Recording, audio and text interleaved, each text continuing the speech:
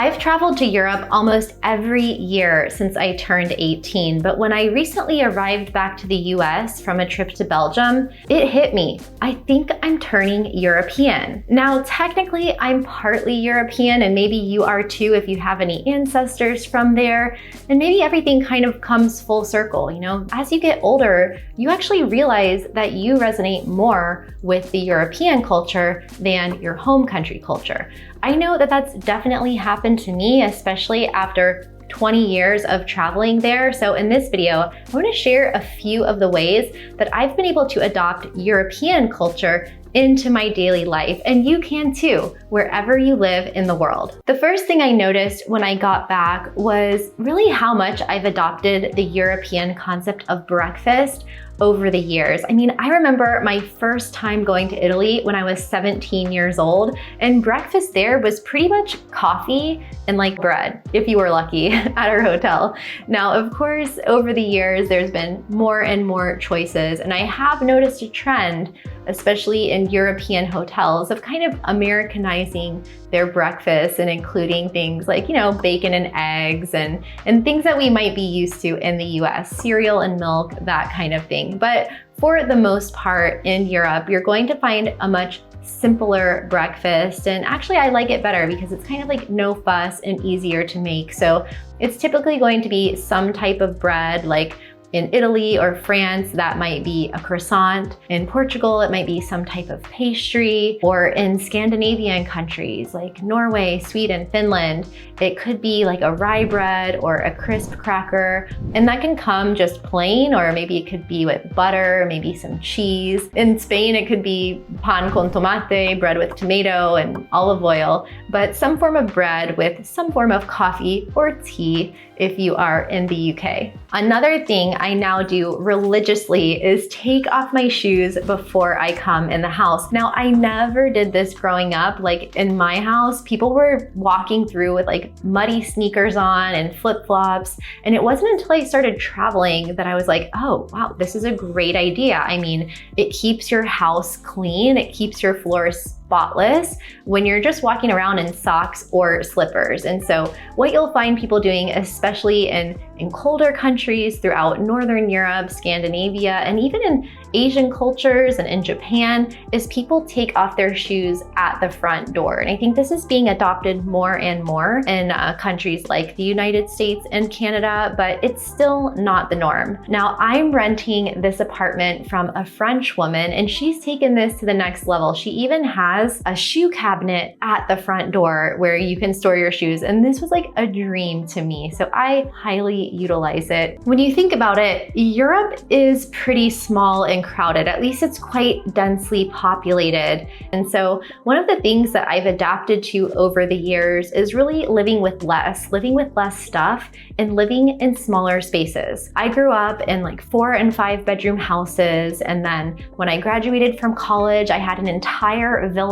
to myself in Costa Rica. But once I started spending more time in Europe, I got used to living in smaller and smaller apartments, to the point that now I'm quite comfortable and happy living in a studio or a 1-bedroom apartment, which is pretty common in cities in the US. But if you live in small towns or suburbia, then you probably have a house or at least a bigger, more spacious apartment. But after squeezing into some pretty tight spaces in Europe and having really smaller everything, smaller houses, smaller apartments, narrower streets, smaller washing machines, smaller dryers, if you even have one. Now I'm really comfortable in smaller spaces, and I just rented a studio for 6 months. Now I'm in a 1-bedroom apartment. So really just downsizing and living with less stuff has definitely been something that I've adopted when coming back to the US. I've also adopted European ways to save money, which comes in pretty handy, like unplugging appliances when you're not using them.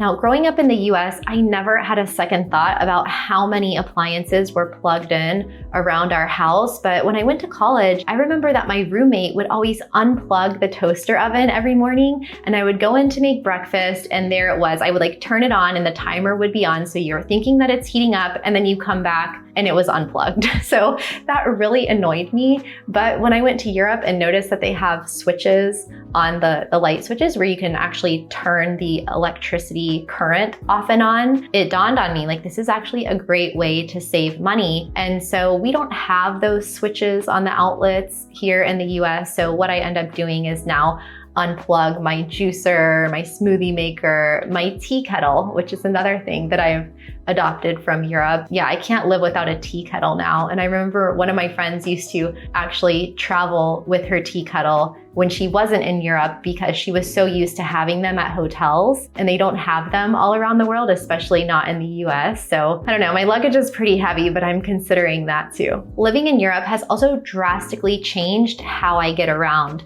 I mean, I've owned a car since I was 16 years old, and oftentimes I was driving around in a huge gas-guzzling SUV. But after spending years of my life in Europe, I don't even want to own a car anymore. Like, I can have a car here, I have a parking space, but I just don't want one. I don't want the cost. I don't want the responsibility. I don't want the insurance payment or the car payment. I much prefer like walking everywhere, biking everywhere, which is a habit I picked up living in the Netherlands. I love riding trains. I'll take like the trolley here or the metro, and just public buses in Europe are so much better than the US. And so even though I'm now back in the United States, I actually don't even want the hassle and responsibility of owning a car. And I really can't wait to go back to Europe and back to that lifestyle where you can travel across the entire continent without having one. And many of my friends in Europe don't even have driver's licenses. So something to think about. My daily habits have also noticeably changed. Like when I first graduated from high school and went to college, I used to shop the way everyone did in the United States, which is like going in once per week, piling your cart high with groceries, and then like maybe going back in another like 7 to 10 days. I mean, I used to go to Costco and Sam's Club and like stock up on like a 10-year supply of Kraft macaroni and cheese. And like now I can't even fathom doing that. The way I shop now is just so inspired by my time spent in Europe. I love to go to like the closest little corner markets and smaller stores. I'll go like every other day because I like to just choose what I want to eat for that day and have it fresh and not have like the fridge fully packed for the next week or month. I don't want to be hoarding things, whether it's toilet paper or like soda cans or that mac and cheese I'll never forget. So I've started to see how like my daily habits, from coming in the front door and taking off my shoes to what I eat for breakfast to how I go grocery shopping, and even like little things like I don't even use my ice maker. I forget that it's there because I'm so used to not having it when in Europe. Something that shocked me when I went to Europe, but now I don't even notice it, is the lack of central climate control. Now, I remember the first time I traveled to California and I realized that people didn't have air conditioning there. They only had heating because they're like, yeah, we don't really need it. Now, maybe climate change has changed that a little bit, but the more I've traveled, the more I realized how rare it is to actually have central cooling. In Florida, it's everywhere. It's like weird to not have it. But since living in countries that don't have it, I've definitely been able to acclimate more to the natural temperature, to the point that sometimes I even forget to turn on my heat or AC. Like when I was in Portugal, people were telling me that to save money on the high cost of heating, they would just put on more clothing if they were cold. Yeah, I guess I've become a bit lower maintenance now with that, and a lot more sensitive to how cold it is in all retail stores and places of business in the United States. I mean, I bundle up to go into the grocery store because it's like entering into a giant walk-in freezer. So I really don't love the climate control here. I'm happy not having it, although there are certain places in Europe in the summer that you kind of want it. On another note, I have officially adopted and embraced the concept of the Spanish siesta. It's like clockwork. Every day, that mid to late afternoon slump, my brain's like, ooh, nap time. And even if I lay down for 5 or 10 or 15 minutes, it really makes a big difference in actually resetting my brain and giving me energy to go out and face the rest of the day. It's almost like a reset for your brain. And it seems that Latin and European cultures really have this figured out. I mean, if Winston Churchill could find time to take naps in between running a country and the Allied armies, then I'm pretty sure we can too. This next one is hard to admit, but before I started spending a lot of time in Europe, I would work 7 days a week. I would always work weekends. It was like every day was the same for me because I owned my business. So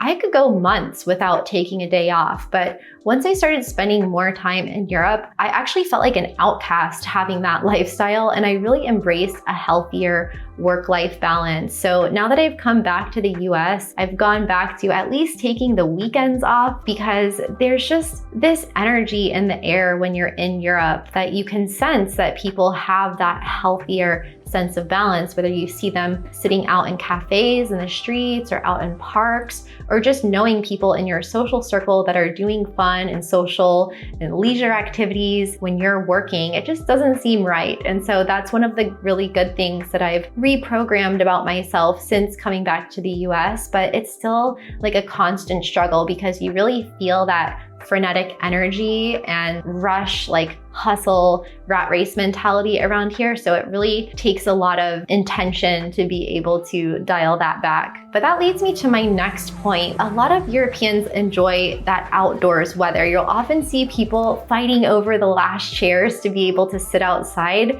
regardless of what the weather is doing, like rain, shine, snow, sleet, wind, like whatever it is, people are sitting out on the patio. They're out drinking beers on picnic benches outside, whereas in the US, a lot of people are just gonna go inside where there's air conditioning, and like a lot of those outdoor patios and tables will be empty. So whether people need to bundle up or sit next to heaters, they're gonna do it just to be able to be outside. And so I've noticed myself adopting a lot more of those behaviors, just wanting to be outside more often, whether I'm relaxing on my patio here in my apartment or out at a park or at a restaurant or cafe. Like one of my favorite things to do is just sit outside and people watch. Even if I'm the only person sitting out there, but you know that you'll never be alone if you're sitting outside at a table in Europe. Now, Europeans might not have it all figured out, but they definitely know some of the secrets to living a good life. I mean, 9 out of 10 of the happiest countries in the world are located in Europe. So what European habits would you like to try? Let me know in the comments below, and watch this video next to know how my time in Europe shaped how I see the US.